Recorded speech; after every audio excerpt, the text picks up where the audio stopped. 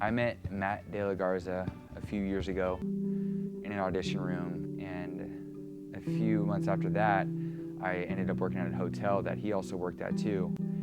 But during that time, I was in the midst of trying to change my life because I kind of got sucked into Hollywood and the dark world scene of just the parties and just caring more about myself. So I was trying to change, and Matt kind of got to watch that firsthand of knowing who I was and seeing the person I wanted to become, and that was more like Christ.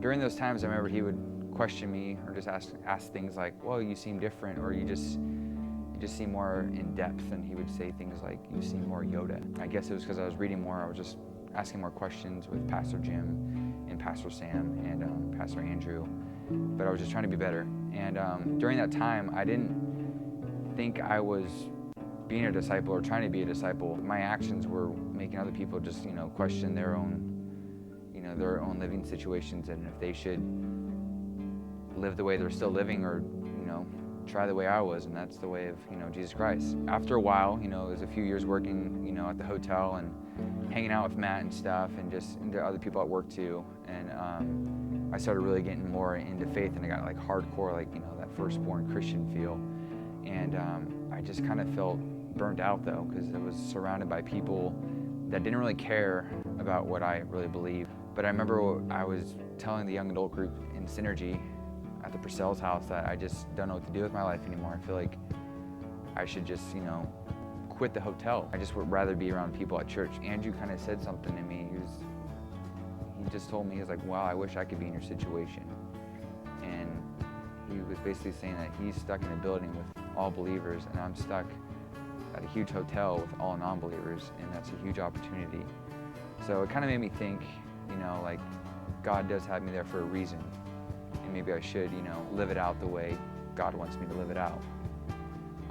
So that night at the young adult group, all the young adults, prayed for me, and so I just, went off my day. They said a nice prayer and stuff, and I was thankful.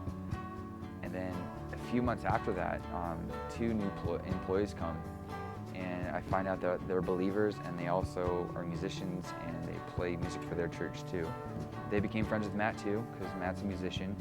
We would hang out, in groups. We'd play, talk about, music, albums. I remember texting the other guys, and they would text me saying, hey, Matt's been, asking more things about God, or just, wanting to know more about him. And it's just so cool to see them working as well as I'm working with Matt. And we didn't really know we were even, it's not something we went out to go try. We just kind of lived a life that Christ wants us to live, and just started, discipling. He's even, shared with us that he feels in just a better state of mind, in a better place, hanging out at church, hanging out with other believers, people that are ready just to, help each other out and not put each other down, but and just, volunteer their whole life just for a little thing for someone else.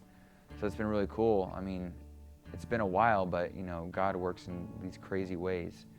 And sometimes, all the times, I never know what he's doing, but he always does. And it's been really cool, and I just am more excited to see what God has to offer in this story, and also in Matt's story, and all of our stories.